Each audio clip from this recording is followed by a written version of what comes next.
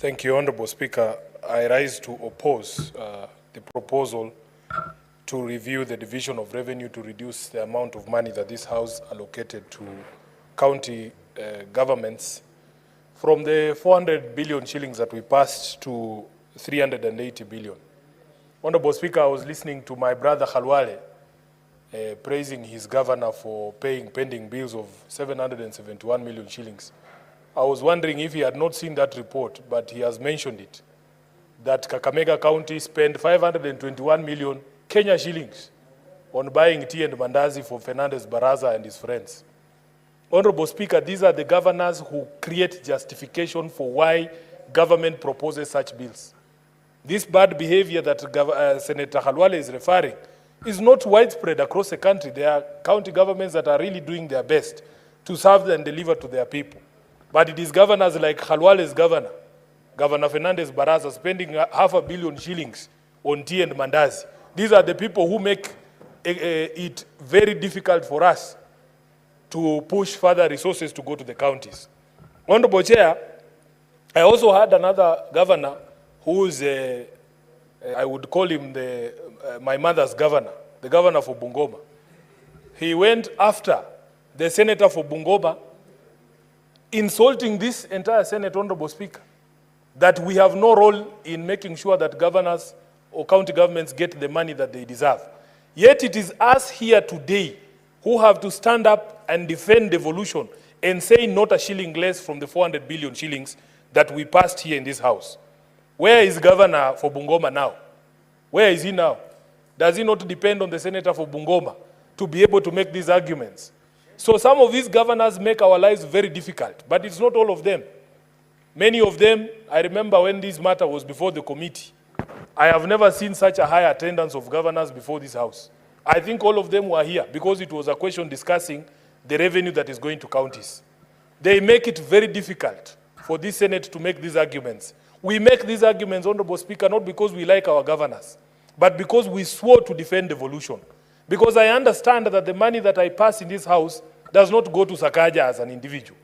It goes to the people of Nairobi and the programs of the people of Nairobi. Honorable Speaker, the reason that I oppose this is fourfold. Number one, if you look at Section 2 of this bill, it talks about the purpose of the bill being to amend the Division of Revenue Act of 2024 so that you can have what the bill very strangely calls, Honorable Speaker, equitable sharing of the shortfall in revenue. Now, this is something that I have never heard of before, because in my reading of Article 202, Honorable Speaker, the only thing that is subject to equitable sharing is revenue, national revenue that has been raised. There is no mention anywhere in the Constitution of sharing of shortfalls. That does not exist in the Constitution, Honorable Speaker. Therefore, from the onset, you can see that the object of this bill is unconstitutional. Number two, Honorable Speaker, my reading and understanding of the Constitution is that there is an annual division and allocation of revenue bill. One bill, if you look at, Honorable Speaker, the provisions of the Constitution only speaks about an annual division of revenue bill. That means, Honorable Speaker, every 12 months, Parliament is only allowed one division of revenue. There is no way you can introduce a second one. And once we have passed that bill, Honorable Speaker, it is my view that because the Constitution talks of an annual division of revenue, you cannot introduce a second one. It comes only once and it is provided for. You cannot have more than one annual division of revenue bill. And so too, Honorable Speaker, in my view and interpretation of the Constitution, the annual allocation of revenue bill. Honorable Speaker, it has been the tradition of previous divisions of revenue bill to provide that the shortfall in revenue is to be borne by the national government. Curiously, this bill proposes to amend Section 5 of the bill that we passed here earlier this year, that the shortfall be borne by both the national and county governments.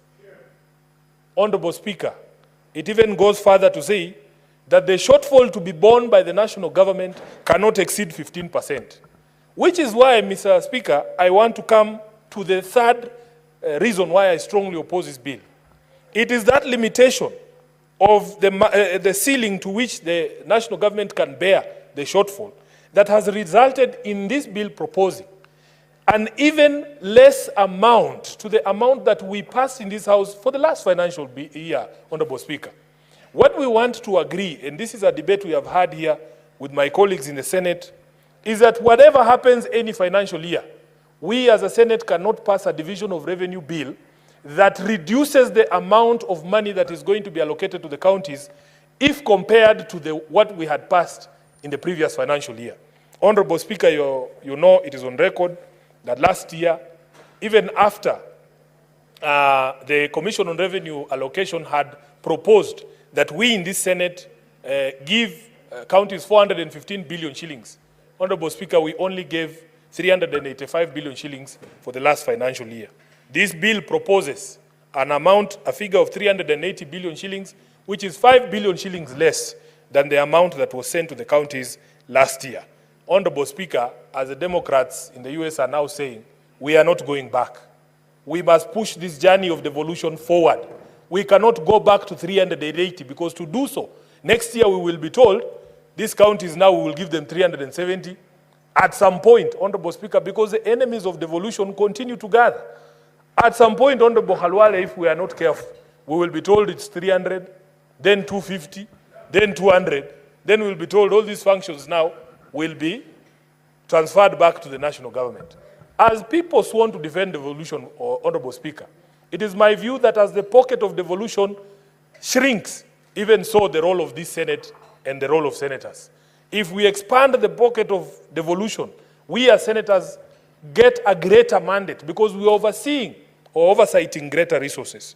Honorable Speaker, lastly, the question of the disbursement schedule. Before I go to the disbursement schedule, this 400 billion shilling mark, those of you who have been in this House before me know that it is a psychological mark that has been very difficult to break.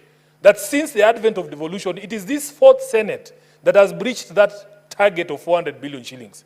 Honorable Speaker, we all took pride in the fact that we were the first senators to be able to push the envelope of devolution beyond 400 billion shillings. For us to then sit again and reduce it, Honorable Speaker, it is something that I believe we cannot allow. And it is because, in my view, the law already anticipates on how to deal with shortfalls. I don't refuse that because of the matter of the Finance Act and the fact that the President had to return it, it has resulted in a shortfall in the provisions for the budget that we had this year. But Honorable Speaker, how do you justify going below even the amount that had been allocated in the previous financial year? Because we all know that with the collapse of Finance Bill 2024, or the Finance Act of 2024, the tax-raising measures we reverted to are the tax-raising measures of 2023, which supported the 385. I want to hear a justification why we would fall below the figure of 385 to 380 billion Kenya shillings. Honorable Speaker, just this morning, because I'm a member of the Senate Business Committee, together with the Leader of Majority, we were discussing the cut in the Senate budgets. Honorable Speaker, we did not complain. Even Senator Khalwale did not complain. When we were told that the budgets of the Senate are being cut by 20% as a result of the revenue shortfalls in the projections in the Finance Act. It is okay. It is okay, Honorable Speaker. We don't have a problem with cuts to the Senate or to Parliament as an institution. Parliament as an institution has been told we have to cut 3 billion shillings. I think the figure is slightly over 3.5 billion shillings in our budgets, and that is okay. We can make do with that. But for the people waiting for services in the grassroots, in the counties, Honorable Speaker, we cannot afford to take a step back. I will give you an example, Honorable Speaker. I was very proud as a Senator of Nairobi that for the first time, the County of Nairobi was going to receive above 20 billion shillings in its shareable revenue. We have a program in Nairobi called the School Feeding Program, Honorable Speaker, and it gobbles up almost 10% of the entire amount we receive as equitable revenue. Unfortunately, Honorable Speaker, although that program is expressed to cost almost 1.8 billion shillings, that program is only sufficient to serve 30% of the children of Nairobi, leaving a whopping 70% of the children of Nairobi outside that program. Now, the promise by the governor is that his plan is to expand it so that it can feed all the children of Nairobi, to expand it to the so-called up-bed schools, informal schools, which carry the majority of the school-going children in Nairobi. We need money. Honorable Speaker, we need money. In Nairobi, we need money. I know Senator Khalwale has praised my governor about the revenue-raising measures that have been put in place, but we have come nowhere close to the potential of Nairobi, as per the estimates from even the control of budget himself. So, Honorable Speaker, we need money in Nairobi. Now, the most heartbreaking thing for me when I came to this Senate is to discover that you can actually be allocated money in a budget, but receiving that money is a different story altogether. We passed something here, Honorable Speaker, called the disbursement schedule, which Treasury has never honored. What is the point, Honorable Speaker, of us passing things here that nobody ever follows? The governors there are the exchequer, money hitting the county government's account is a hit and miss game. It's just pata potea, Honorable Speaker. You can go 3 months, you can go 2 months, you can go 4 months without money, and you don't know when it will come. So it has been very disappointing for me to realize that we can put up this fight, and yet, at the end of the day, this money will not reach the grassroots in the manner in which it is proposed to reach.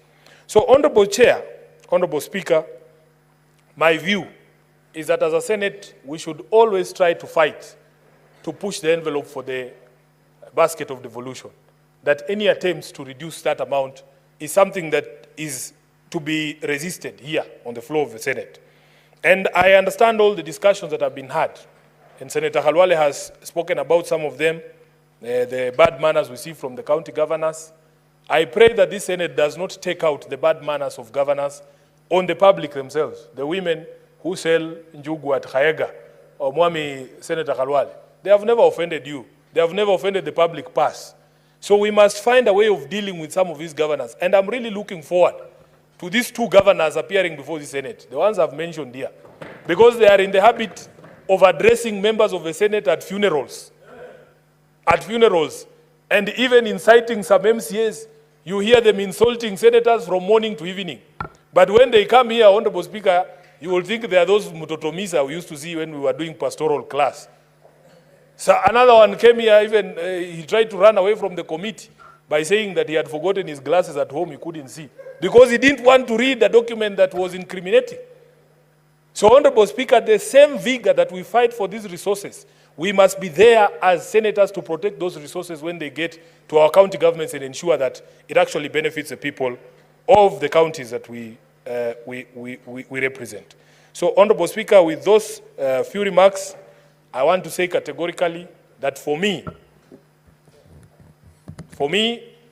I do not think that there is enough justification for this reduction beyond even what was allocated last year. And I would wish that every time we get opportunity to vote for monies for the counties, we are increasing and not decreasing. I thank you, Honorable Speaker. Thank you, Senator Sifuna. Senator Mungatana.